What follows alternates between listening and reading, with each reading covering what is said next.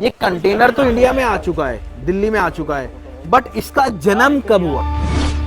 Scrap ही import करते हैं, plastic scrap ये शायद। स्क्रैप नहीं है, ये रीयूजेबल है। ओके स्क्रैप होता है जो फर्दर यूज नहीं हो सकता। Okay okay. ये रीयूजेबल है। सबका जैसे डॉक्यूमेंट में अगर कोई इंपोर्ट एक्सपोर्ट स्टार्ट करना चाहता है जी, तो डॉक्यूमेंट में सबसे पहली चीज़ चाहिए होती है आपको जीएसटी, उसके बाद पैन कार्ड, फिर कस्टमर का आपका बैंक अकाउंट होना चाहिए। ठीक है दोस्तों, ये देखो कंटेनर है और आज डॉक्टर शुगुप्ता सर हमारे साथ में हैं।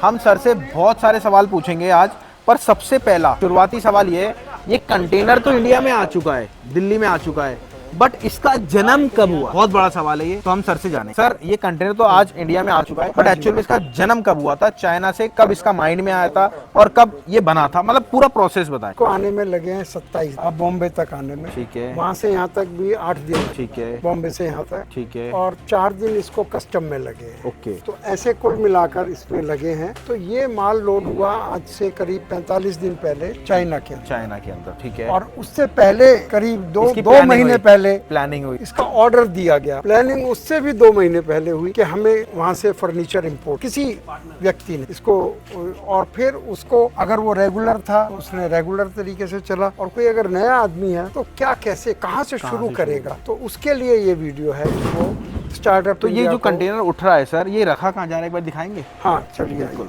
मैं आप हाथ रख लीजिए, कोई बात नहीं, हटना भी है। तो देखिए सप्लायर वगैरह सर ढूंढने में हेल्प हो जाती है इजीली चाइना से अगर इंपोर्ट करें? इजीली तो नहीं, लेकिन अगर कोई व्यक्ति इस काम को जानता है, हाँ जी, हाँ जी, और करता है, केवल जानने मात्र से नहीं होता। हाँ जी। तो आप देख रहे हैं कि ये पूरा 40 फीट का कंटेनर, तो इसमें ये कई लोगों का माल है। जैसे कि सर, तो अलग अलग रखा हुआ है, अलग अलग पार्टीज का माल है। ये माल दिखाना, ये अलग अलग जो रखा हुआ है, और इस तरह से, और ये कुछ और इंपोर्ट हुआ है, ये कुछ और मशीनें हैं। तो ये स्क्रैप ही इंपोर्ट करते हैं, प्लास्टिक स्क्रैप ये शायद। स्क्रैप नहीं है, ये रीयूजेबल है। ओके। स्क्रैप होता है जो फर्दर यूज नहीं हो सकता। Okay okay. ये रीयूजेबल है, लेकिन ये जो पोर्शन है, हाँ जी, ये पूरा 1000 गज का गोदाम है। इसके अंदर आज जो कि कंटेनर उतरा है वो यहाँ उतरा है, और इसको बाद में जहाँ जहाँ भेजना है वहाँ भेजा जाएगा। तो ऐसे माल पहुँच जाता है। लेकिन आप ये देखिए कि इसकी कितनी बड़ी मशीनरी इसमें लगी हुई, कि कब पहले एक आदमी ने इसका सोचा कि मैं करूँगा, फिर उसने एक पार्टी पकड़ी जो चाइना में उसके काम का ध्यान रखे, लोडिंग के टाइम, इंस्पेक्शन के टाइम, अरेंज करना, शिपिंग लाइन को अरेंज करना। तो ये सब काम और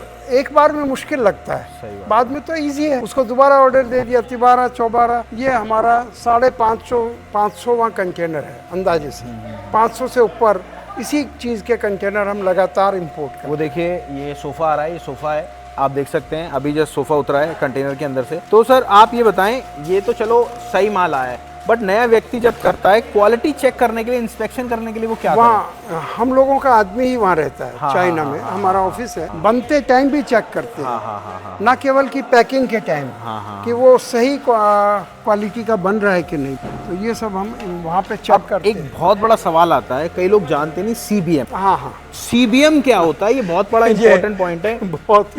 बहुत ही आसान है, अगर आपने 6वीं या 7वीं क्लास पढ़ी है ढंग से। सर मैंने तो वो भी नहीं पढ़ी, पर याद क्या होता है? क्यूबिक CB मीन्स क्यूबिक और मीटर, यानी लंबाई, चौड़ाई, ऊंचाई को मल्टीप्लाई कर दे, क्यूबिक बन जाता है। तो फुटों में करेंगे क्यूबिक फीट बन जाएगा। कंटेनर क्यूबिक में ही आता है, CBM में ही आता है। हर चीज इसके अंदर वॉल्यूम जो है, हाँ जी, CBM में होता है। अच्छा। आजकल मीटर चल रहा है, पहले CBF चलता था। अच्छा। क्यूबिक फीट, आजकल मीटर चल रहा है। ठीक है। तो एक पूरे कंटेनर का क्यूबिक फीट होता है, और उसमें छोटे छोटे क्यूबिक फीट एडजस्ट होते हैं। ओके। तो इस तरह से आता है, और वेट भी रहता है। हर पीस का वेट होता है, और पूरे कंटेनर का भी वेट होता है। जैसे ये अभी कंटेनर आया है, ये 8.5 टन वेट है, और 235 इसके अंदर सबका अलग डॉक्यूमेंट में अगर कोई इंपोर्ट एक्सपोर्ट स्टार्ट करना चाहता है जी, तो डॉक्यूमेंट में सबसे पहली चीज़ चाहिए होती है आपको GST, उसके बाद पैन कार्ड, फिर कस्टमर का आपका बैंक अकाउंट होना चाहिए।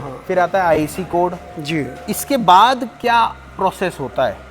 इसके बाद तो बड़ा सिंपल है कि आप ये सोचें कि मुझे किस चीज़ का इंपोर्ट या एक्सपोर्ट जी, जी, जी। करना है, जी जी जी आपने सोच लिया, जी फिर कौन बताएगा कि किस कंट्री से होना है? चलो कंट्री भी बता दिया, चाइना से। चाइना इतना बड़ा है, जी, जी, उसमें वो व्यक्ति कौन है जो आपकी चीज बनाता है? बिल्कुल। तो ये सारे काम में स्टार्टअप इंडिया हेल्प कर कि वो उस आदमी तक आपका ऑर्डर लेके जाता है, फिर उसको पैसा एडवांस देना है, ऐसा ना हो एडवांस लेके भाग जाए। ये सारी सावधानी स्टार्टअप इंडिया टेक केयर। दोस्तों अगर आप भी चाहते हैं इंपोर्ट एक्सपोर्ट करना तो मैं आपको बताता हूँ, डॉक्टर यश गुप्ता सर हैं जिन्होंने 5000 अभी तक कंटेनर इंपोर्ट करा है। इंपोर्ट के साथ साथ बहुत सारी डिटेल ये समझाते हैं और अदर बिजनेस। तो बिजनेस बहुत अच्छा है, बिजनेस में कोई कमी नहीं है, बट आपको करना है तो आप अपना नंबर कॉल करके दे सकते हैं और डिटेल ले सकते हैं। मेरा और नंबर देखिए वर्मा जी हमारे साथ वर्मा हैं। जी, ये प्लीज आपको आप कंटेनर आइए। आपके कंटेनर दिखा रहे हैं। तो कितने कंटेनर कर चुके हैं आप इंपोर्ट? करीब करीब 350 साढ़े। कभी आप बाहर गए हैं? ना कभी नहीं गए। नेवर। बिना जाए इतना कर लिया। इतना कर लिया, ये आपका ही वो है आशीर्वाद प्रभु जी।